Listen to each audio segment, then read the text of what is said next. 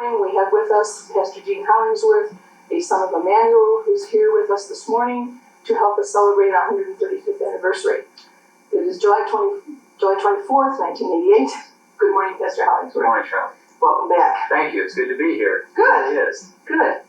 I'd like to start out by asking you about if you remember, and how you happened to come to Immanuel. Well, my mother was a member of Immanuel before I was born, and my father was Roman Catholic.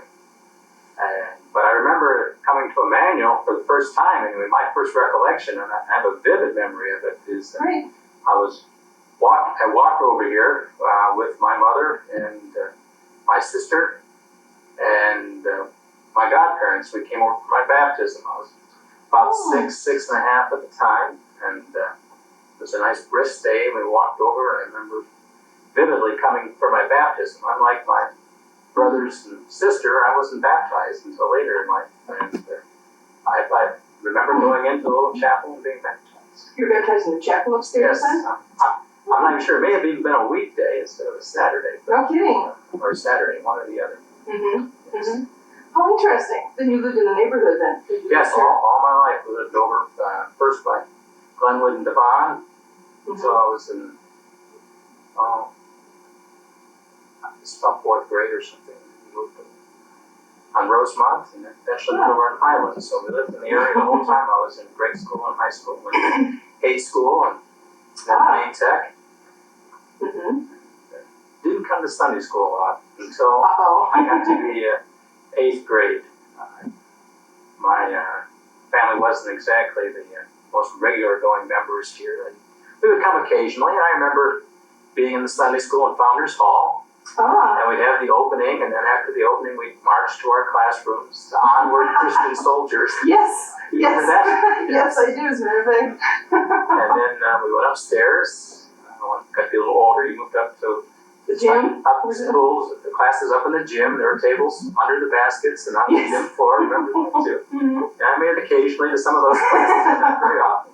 And then got to be in 7th grade, and my mother ran into somebody from the church, Mrs. Lindgren or Mrs. Lindahl or somebody, and said, how come, or maybe probably Mrs. Redding, that would be the most likely. It could be too. How come your son's not in confirmation classes? So I started 7th grade confirmation about 8 or 9 weeks late. And I lasted about 4 or 5 weeks, and never caught up, and just dropped out. But the following year, when I started 8th grade, give it another try. My sister, who was 8.5 months older than me, hadn't been confirmed either, but she didn't want to be in the same confirmation class I was in. And I was, so my age, my school friends, so came back to confirmation, and Pastor Kurtz put me right in the 2nd year class without having gone to the 1st year class. The 1st year class was run by Charlene in those days, the youth director. Youth director, yes. And the confirmation classes were on Sunday morning, and Saturday morning, and Pastor Curtis would teach it, and then we go to choir with Mrs. Bray. Oh, yes. Yes.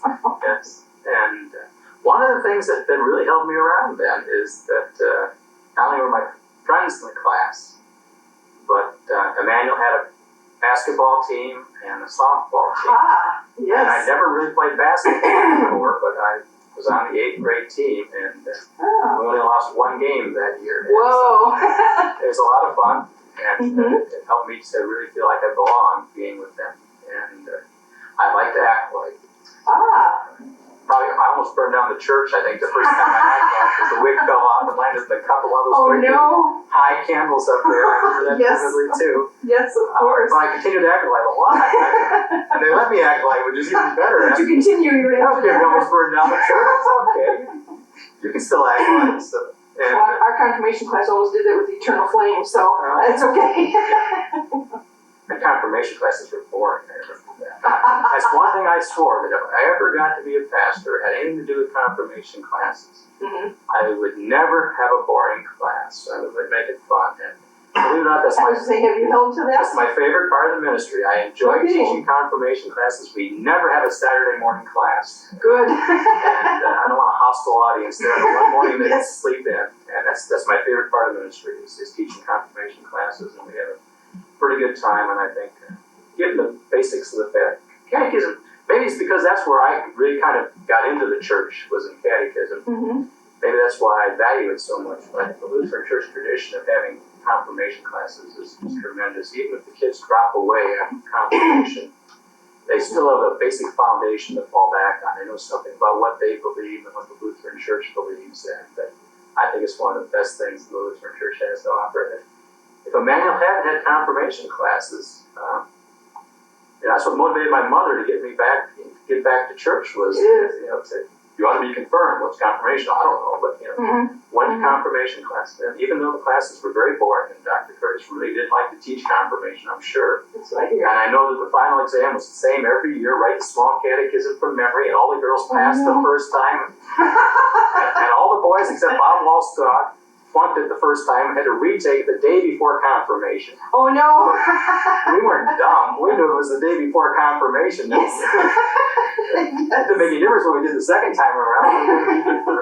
And a public examination, but we were given the questions in advance. We were too, so don't feel bad. Except for Bob Wallstock. There was one question short, so he ad-libbed one with Bob. He asked, what's the sermon going to be tomorrow? And Bob said, well, if you don't know, how am I supposed to know? Which for an 8th grader to a pastor was really something else. I'm sure. I'm sure. Yeah.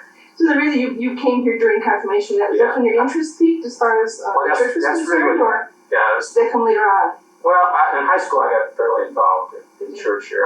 I really value the fact that Immanuel was open enough to let this kid they really didn't know very well get involved in doing it. So almost immediately I was given responsibility for the acolyte program, scheduling the acolytes, calling them on Saturday to make sure they were going to be here on Sunday, making sure the bulletins got folded and stuffed on Saturday. Dennis Jarrett was my helper with that. Yes. Yes. And Dennis and I used to come in every Saturday morning and make phone calls and fold the bulletins, and we'd go out and have a Coke or something afterwards. And then, this was during high school? This was during high school. And then on Sunday, I remember vividly, most of us would go to the 9:30 service. Yes. We'd sit in the back, under the balcony. Of course, where else? Whole pew full of high school kids. And then afterwards we'd hang around, either in Founders Hall or out front, until after the 11 o'clock service started. And then some of us would go have a Coke and a hamburger. So going to church was a whole day activity. It's a social activity. We had Sunday school. Remember Mr. Urson taught the 8th grade class. I don't remember who taught the high school class. Maybe he taught the high school class, but I think he taught the 8th grade class. I think he was teaching high school. Orville Urson, very well. Yes, of course. And his mother Barb was in confirmation with her.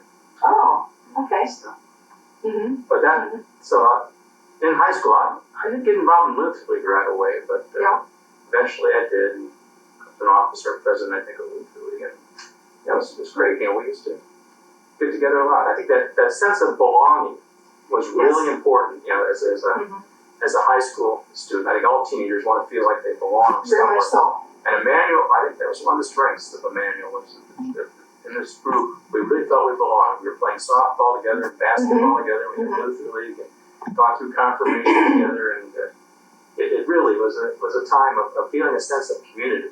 And I was the only one from Haight that went to Lane Tech, so I didn't really have much community at high school. So the church really was my community. And at the time, my parents were divorced when I was in 8th grade. And, so the church really provided me with stability and gave me the opportunity to test out my skills and a chance to really feel like I had something to contribute. And I'm sure that being involved in the church led me to go into a church college rather than I was going to go to Northern Illinois University, and instead I went to Gustavus through my church involvement, and that led to getting more into religion and trying not to go to seminary, but yet ending up there anyway, and eventually in the ordained ministry. Did your interest in ministry really peak like in college then, as far as that, or you were more or less in high school? Headed in that direction, do you think? In high school, I really thought I wanted to be a math teacher. That's really what I wanted to get into. And but I also enjoyed the church and theology and all that kind of stuff. The boring stuff wasn't too good, right? But there was some encouragement from the people around the man. You really ought to consider ministry. Mrs. Redding was one. I was going to ask you, were there certain people that were involved in it? Who did that. And there was an assistant working here one year with assistant to the pastor. In those days, there were assistant pastors and assistants to the pastor. And the assistants to the pastors were usually students from North Park Seminary, non-Lutherans that Dr. Curtis would hire to be like the third or fourth person helping out. And they were making the hospital calls. And there was one fellow, and I can't remember his name. That's tragic. He was not Lutheran. He was only here for a short period of time. And he lived up in the bell tower. And he's a single fellow. And one day he invited me to go with him to make some hospital calls. And I went with him and we talked and I saw a little bit about what was going on with that. And that's another part of the ministry that I really enjoyed doing. And so that probably traces its roots back here to Immanuel as well. I wish I could remember that fellow's name. He was not here very long. I remember he drove a Mercedes. Mercedes. An old Mercedes. And I could see him, but I really can't think of his name. It wasn't Don Wold, but it was about the same time Don was here. Or right after There probably will be somebody upstairs today that will remember. He may have been the one that Don Wold succeeded up there. So, and I can't remember his name. I feel badly about that. That put in a large part of your decision, basically, then. Evidently, yeah. It really did. That it helped me see what ministry was all about. And then after I graduated from Gustavus and went to LSTC, near the end of my first year, I talked with Dr. Curtis because I was getting married the following summer. Wanted to see if he knew of anybody that was looking for part-time help or either in the church or even church work, but I didn't expect that. And he said that he was going to be losing the fellow who was Don Wold at that time. And so I got married at the end of August 22nd, and then Did you get married in Immanuel? No, we got married in Blackbird at my wife's church out there. And then we came in here September 1st for me to start Hebrew classes and during the second year of seminary, and we lived in the bell tower until Christmas time. We had to wait a couple weeks to get in there, and we had to live in the heart of Chicago motel. While Boyd Broberg and his staff were painting the apartment upstairs until we got some furniture in there, and they were able to figure out how to close the windows that had warped up there so the cold air and the rain would stay out, and some things like that. It's terrible for my Hebrew, but I only had 3 weeks of Hebrew. I'm living in a motel and making hospital calls and stuff like that. So, that's one of the difficult classes too, from what I understand. Yes, because it's so short, and so I have a Hebrew watch. I'm lucky if I can read the numbers in Hebrew. That's about how much Hebrew I retain, but fortunately, it's not called for a lot. Fortunately, we don't have to speak it every day, so we may be lucky in that respect. Good. So you went to LS2C then, and where were you ordained and when? I was ordained at the Synod Convention at DeKalb, June 24th, 1973. So a month ago today, I celebrated my 15th anniversary. Yes. Congratulations. Thank you. We're very glad that you did. I preached Immanuel about two weeks before I was ordained. That's the last time I was here to preach. I was here for the 125th anniversary, helped out with the communion service. But the last time I preached here was 15 years ago. I preached a lot of sermons at Vacation Bible School and stuff like that when I was a kid. I said, you take care of this. And it was morning stuff, and I preached the homilies during that. Yes. Youth Sunday and a few things like that. A couple times when I was at seminary. But it's been 15 years since I've been in that pulpit. Well. Looking forward to that today. Great. The pulpit hasn't changed a great deal. Although some of the building has, obviously. Well, the building hasn't changed all that much either. The altar's been moved out from the wall, but that's a nice thing. It's been well done. They're able to keep the same furniture and that stuff. There's only 6 candles now instead of 7, I think. But other than that, the chancel really is basically the same. Right, I can't do anything else that's been done. You were asking me about saying, well, after ordination, I took a call to Indianapolis and was there almost 8 years, and then I went to Logansport, Indiana for the last 7 years, and then 2 weeks ago, today, I started in Elkhart, Indiana. So you really haven't been that far away then. I've been in Indiana for the whole 15 years. flying from Chicago all the time. So. And your family is still in Chicago, basically? No, my sister lives in Skokie. Oh. Was a Well, church that's close, you know. was a church secretary in a Methodist church out in Skokie, United Methodist, and recently gave that job up. And my two brothers and my mother are both in are all in San Antonio, where my brothers are Air Force men. One's retired. Oh. Mother's living with him, and my other brother and family are also stationed in San Antonio. So they're all down in Texas, where it's a lot warmer in the winter. Oh, yes. And a lot hotter in the summertime, except for this summer, where you get all these 100-degree We're about days. pretty equal then in that respect. And you and your wife have 2 children now? Yes, we have 2 children. We have a daughter, Charlene, who's 15, a son, Doug, who's 13. Mm-hmm. Great, very good. Has there been anything in the manual in particular that you remember as a highlight of your time here, other than what you've been mentioning, of course, any specific event or person that said? I remember the con celebration that Dr. Curtis had with a Roman Catholic priest from DePaul back way before that was really authorized. And, well, actually, Lutheran churches don't really have con celebrations. We may have a joint celebration of the Eucharist, but we don't have more than one person doing it towards an institution. Way back then, the old ecumenical movement, and Dr. Curtis really was way ahead. He was a forerunner in that area, very much into that. When he was teaching at DePaul, he brought somebody to DePaul down one Sunday and had it. Also, there was a time when Dr. Marshall was here, when Mr. President. I was acolyting that day, and I remember helping to give to Dr. Marshall some stoles that Immanuel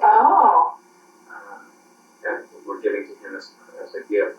Oh. And then there was one Sunday when I remember having a picture taken out by the bells on the patio when Ken Loesch and Bill Loesch and I were all here. That was in the Immanuel Weekly Review, wasn't it? Of course, you bet. I remember that. I don't remember what the celebration was. It may have been about the time Bill was being ordained or something such as that. But all 3 of us were in seminary at the same time. Oh. Immanuel hasn't sent too many sons into the ministry. In fact, may not have sent really more than 1 or 2 in his first 100-year history. And then, well, and then all of a sudden there were 3 of us there all at once. And I'm not real sure why all 3 of us ended up there at the same time, but we did. We were all at LSTC. Oh. All of us went to Gustavus too. Did you? Yes.